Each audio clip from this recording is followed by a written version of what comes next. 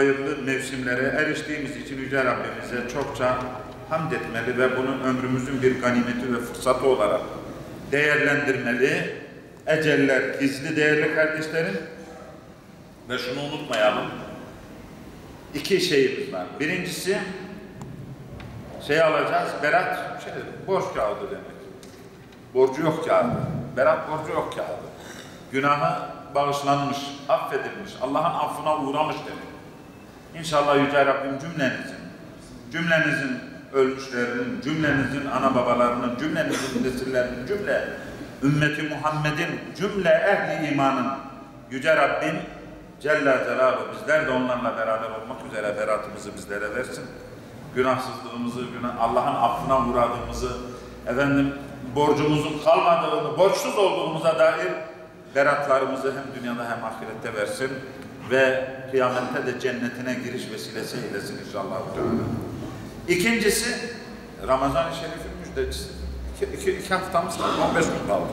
Hani Allah Resulü Recep-i Şerif'in ilk cumasında ya da hatta Recep hilalini gördüğünde Peygamber Efendimiz şu duada bulunur.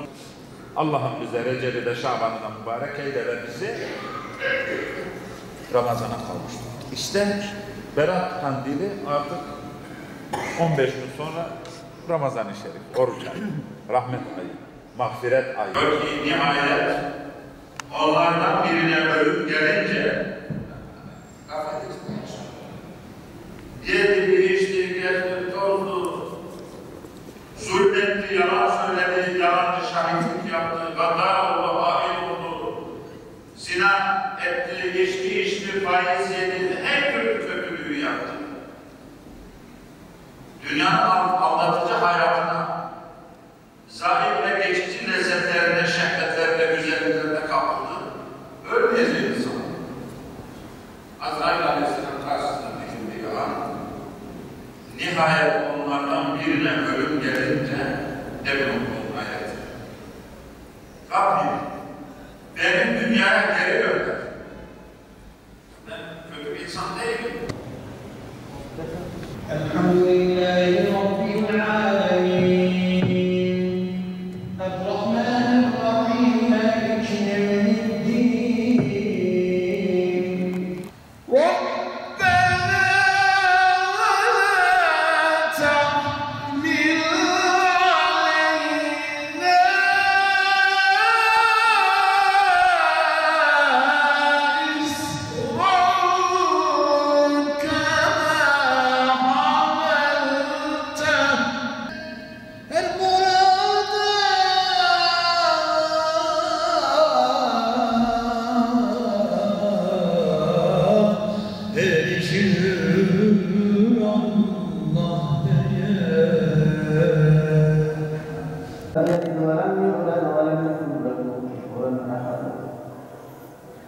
Subhanallah, elhamdülillah, la ilahe illallah, Allahu ekber. Subhanallah, elhamdülillah, la ilahe illallah, Allahu ekber. Subhanallah, elhamdülillah, la ilahe illallah, Allahu ekber.